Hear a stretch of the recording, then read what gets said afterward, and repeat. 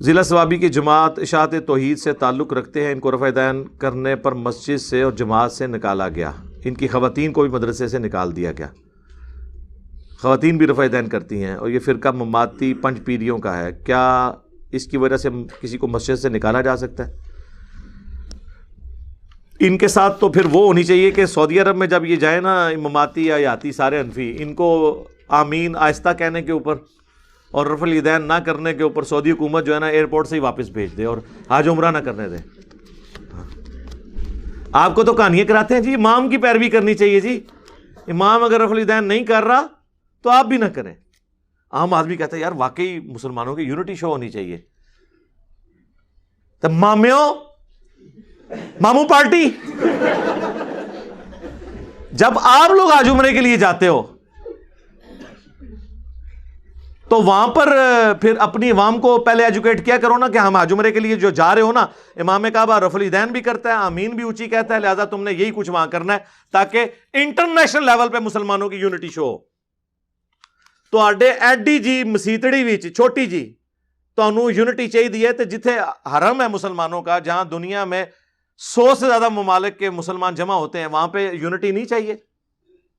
وہاں کہیں گے نہیں جی وہ اور نے ایسی ہو رہا، تو تسی بھی اور اسی اور، تسی ماموں پارٹی اسی آل البیت دے مننے والے، اس کے باوجود ہمارا حوصلہ دیکھیں، آپ لوگوں کے پیچھے نمازیں پڑھ رہے ہیں۔ آپ کو تو شکر کرنا چاہیے کہ آپ کے پیچھے لوگ نمازیں پڑھ رہے ہیں، یہ کم از کم آپ کو سرٹیفکیٹ دے رہے ہیں کہ آپ کو مسلمان سمجھتے ہیں۔ عجیب بات ہے، آج تک تو مطلب یہ چیز ہوتی تھی کہ فلاں کے پیچھے نہیں ہوتی، اب آپ کی ہمارے آگے نہیں ہوتی، ظاہر ہے آگے تو آپ کو کھڑا کیا ہوا ہے۔ تو اس طرح کے رویوں سے کیا آپ کسی کے عقائد کو بدل دیں گے؟ یہ اگر آپ ایٹیچیوڈ رکھیں گے نا، اس سے معاملہ اور بڑھے گا، نقصان آپ کو ہونا ہے۔ آپ کو تو چاہیے کہ ایسے لوگ جو انورٹڈ کامز میں آپ کے نزدیک گمراہ ہو گئے نا، ان کی اصلاح کریں، انہیں بتائیں کہ جو تم نے مطلب یہ رفع الیدین شروع کیا ہے، یہ تو بخاری اور مسلم دونوں میں لکھا ہوا ہے کہ یہ بت رکھ کے آتے تھے، اس لیے رفع الیدین ہوتا تھا، دسو نا جتنے لکھے ہیں۔ اچھا کورس کی کتابیں یہی پڑھا رہے ہیں، جو اپنی کتابوں کے غدار ہوں، شکر نہیں کرتے کہ آپ کے پیچھے ہم نمازیں پڑھ کے آپ کو چندے دے رہے ہیں، آپ کو مسلمان سمجھتے ہیں۔ ہونا تو چاہیے پہلے تو آپ لوگوں کو چیک کریں کہ آپ مسلمان ہیں یا نہیں، وہ ایجنسیوں والے طریقے سے نہیں، وہ تو پتہ نا آپ کو پھر خطرے چیک کرتے ہیں کہ ہندو ایجنٹ تو نہیں ہے، وہ نہیں، پھر ناراض ہوتے ہیں، کسی اور طریقے سے چیک کریں۔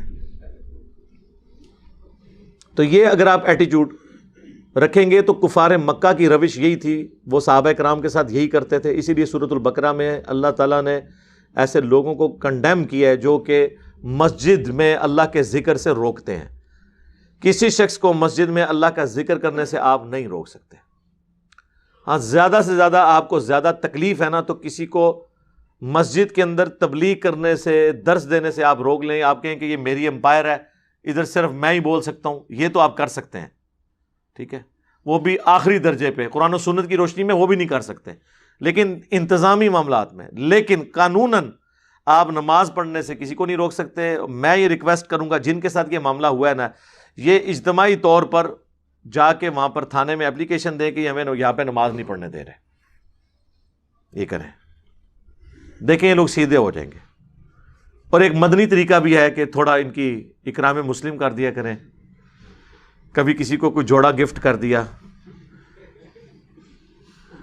کبھی امام صاحب کے گھر گوشت بھجوا دیا، کچا گوشت، تاکہ اپنی مرضی نہ پکان، کبھی کوئی خوشبو دے دی، تو انشاءاللہ تعالی معاملات ہو جائیں گے درست۔ باقی اس طرح کرنے سے آپ کسی کے نظریات بدل نہیں سکتے۔ اور ان کے لیے میں کہوں گا کہ آپ کو غم کرنے کی ضرورت نہیں، اگر کسی نے آپ کو مدرسے سے فارغ بھی کر دیا ہے تو اس مدرسے کی ڈگری لے کے آپ نے کرنا کیا تھا؟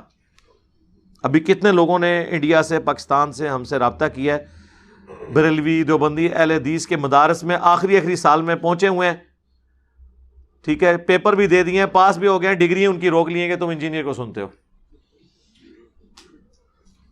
دیکھیں کتنی بدماشی ہے، اور وہ بیچارے غم کھا رہے ہیں۔ میں ان کو کہتا ہوں کہ آپ نے ڈگری لے کے کرنا بھی کیا ہے؟ اگر اس ڈگری کی بنیاد کے اوپر کوئی نوکری حاصل کرنی ہے، وہ تو پھر کسی فرقے کی مسجد میں حاصل کریں گے نا، وہاں تو یہ آپ کو اپنے مطابق پھر بھی نہیں چلنے دیں گے. میں نے اتنی مسجدیں بنائی نہیں ہیں، نہ بنانی ہے.